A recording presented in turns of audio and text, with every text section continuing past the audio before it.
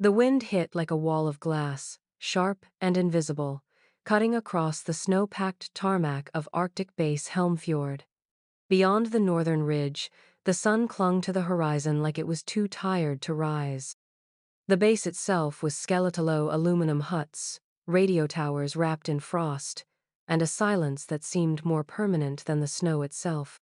She stepped off the transport alone. Lyra Chen, age 30, carried a single olive-green duffel and wore a faded navy parka lined with scruff from years of use. No visible patches, no name tag, no branch insignia. Her hair was tied back tight. Her boots were government issue but well worn, soles gray from use. She walked slow, steady, her breath fogging in the sub-zero air, and didn't look at anyone as she passed the line of men waiting at the perimeter gate. Captain Duval didn't like her the moment he saw her. He stood on the platform near the supply hut, arms crossed over a vest that had seen more ironing than combat. Clean-shaven, polished boots, and a voice loud enough to make snow shudder off the satellite dish behind him. "And what the hell is that?" he muttered to Lieutenant Barrick, nodding toward Lyra's figure trudging across the ice. Barrick smirked. "Looks like civilian baggage got lost on the way to a coffee shop." Duval chuckled too loud, already planning the punchline for the evening chow hall. "Charity case," he said. "Must have pulled a favor from some desk jockey in command." Inside the briefing tent, the temperature wasn't much better than outside. Heat rattled weakly from the vents, and soldiers sat hunched in cold weather gear, balancing between boredom and testosterone. The introductions began, each officer reciting their name, unit, specialty, and rank. When it got to Lyra, she stood near the back, straight as a post, hands behind her back, voice low. "Observer. Recon protocols. Per Arctic command. A Pause." "Name?" someone called. "Lyra Chen." Nothing else. A snort rose from one of the younger recruits. Then a whisper, loud enough to echo. "Dead weight alert." Laughter broke like a crack in the ice. Duval didn't stop it. If anything, he seemed amused. "Miss Chen," he said, stretching the syllables, "will be sure to get you a clipboard and a cup of cocoa for your brave service." Croft didn't laugh.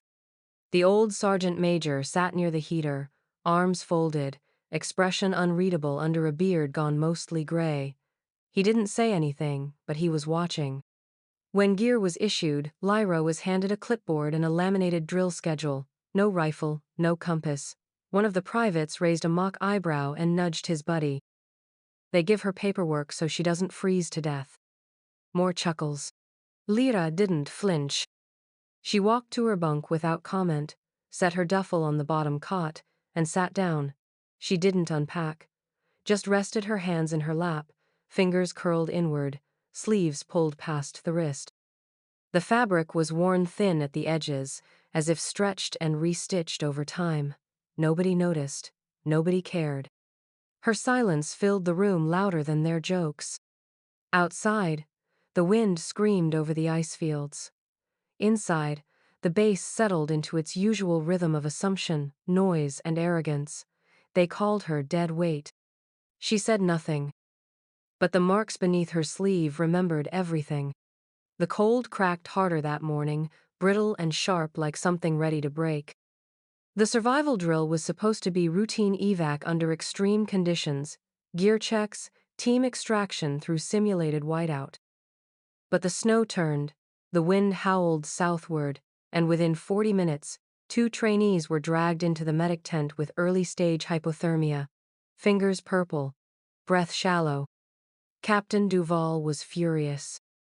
He stormed across the main yard, snow crunching under his spotless boots, his voice echoing off the steel walls.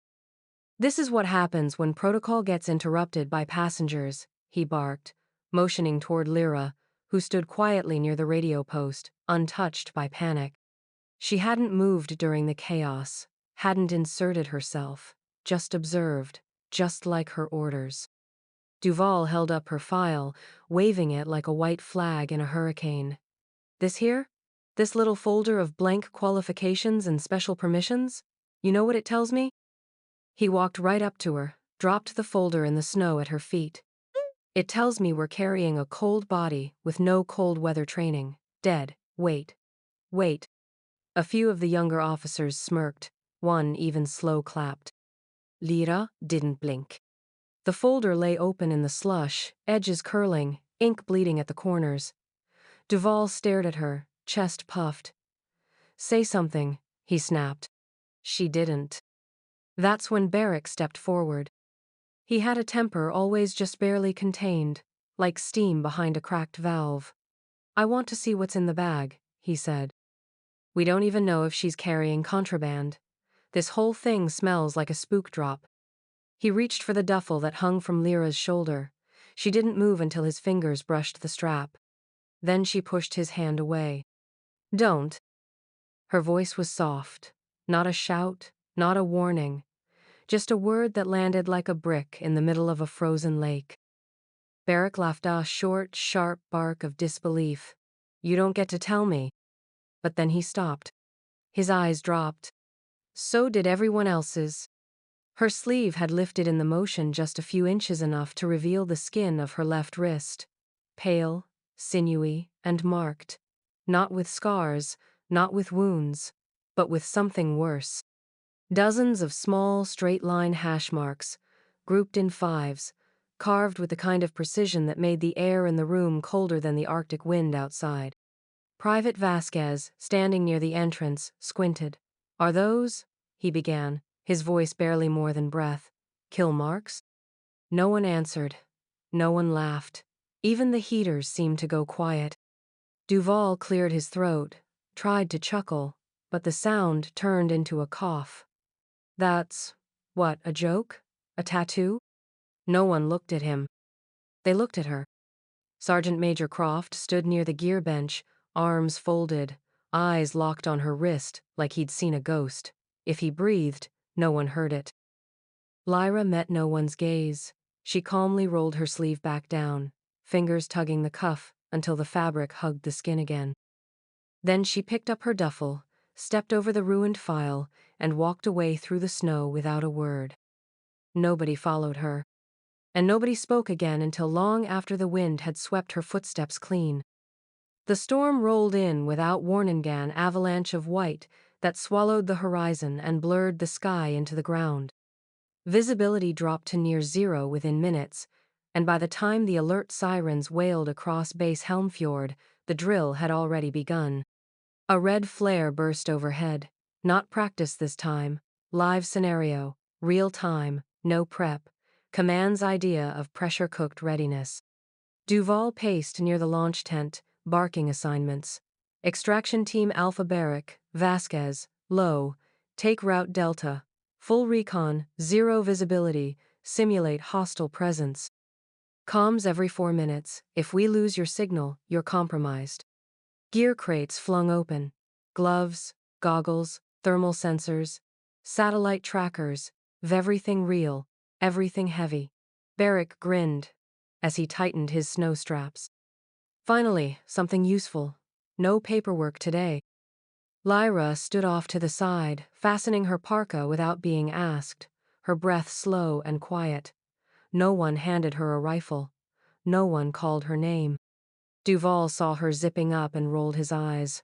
No, not you, he said, loud enough for the group to hear. You sit this one out, princess. Keep the heater warm. She didn't argue, just buckled her boots. The recon teams fanned out into the storm, their shapes swallowed by white wind. Radios crackled and hissed. For 10 minutes, updates came in position checks, terrain markers, status green. Then silence. Lowe's line dropped first. Then Vasquez. Then Barrick. The static buzzed like broken teeth. Inside the command shelter, panic set in like frostbite. Duval's voice lost its edge. Something's jamming our signal. Croft, can you reroute? Croft was already hunched over the console, his fingers flying, jaw clenched. They're cut off, no satellite relay, nothing's bouncing. Duval turned toward the auxiliary unit. Suit up a backup team. No time, Croft growled. If they're alive, they've got minutes. A silence thicker than the snow settled over the room. Then Lyra spoke. Give me 10 minutes. She was already at the door, gear strapped tight, thermal goggles in place. Her voice was even, steady. Croft blinked. Duval scoffed. You? We'll be pulling your frozen corpse out next. But no one moved to stop her.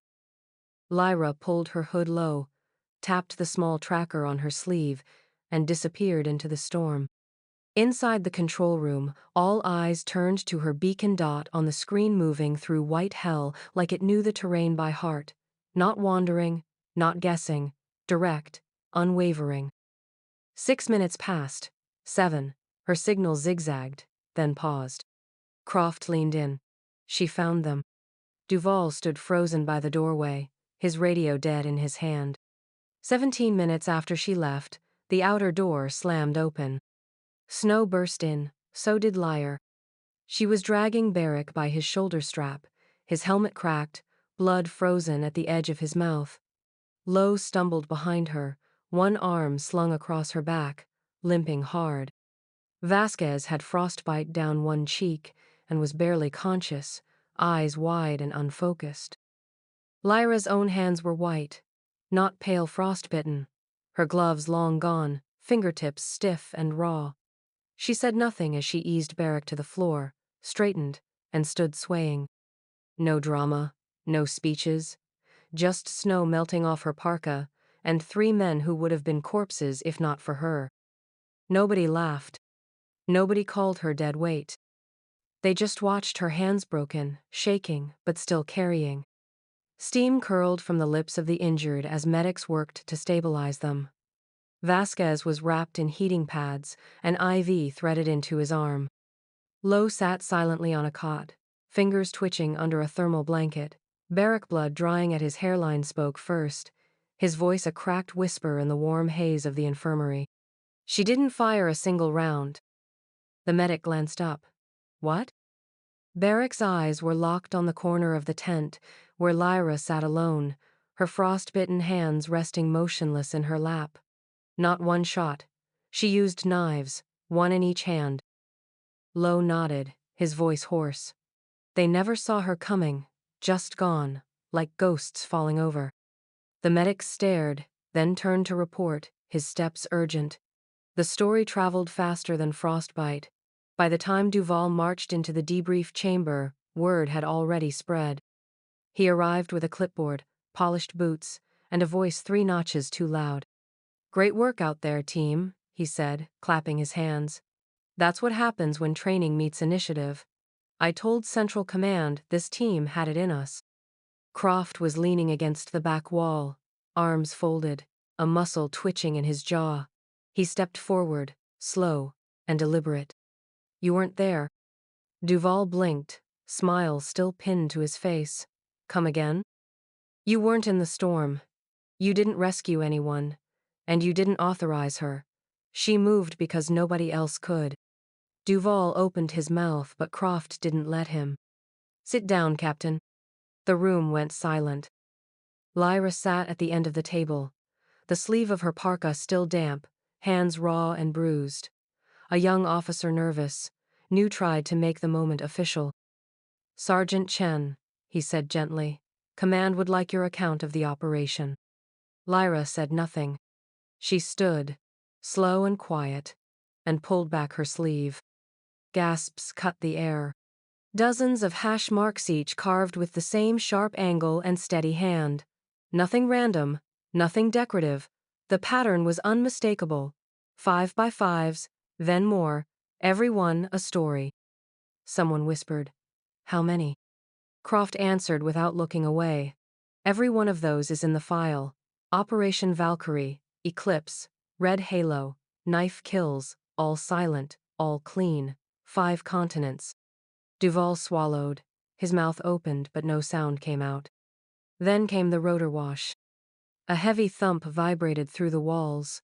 Snow kicked up like a white tide as the helicopter touched down outside the debrief hall.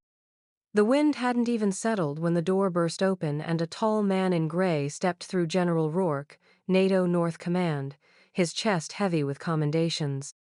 He didn't speak to anyone else. He walked straight to Lyra and saluted. "Welcome back, Sergeant Chen." The silence that followed was sacred.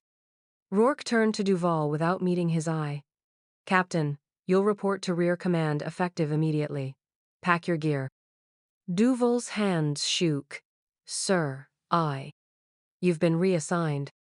Croft stepped beside Lyra, requesting she lead our next deployment. "Approved," Rourke said, without pause. Nobody moved. Lyra rolled her sleeve back down, picked up her duffel, and walked out of the debrief room. Nobody called her dead weight again.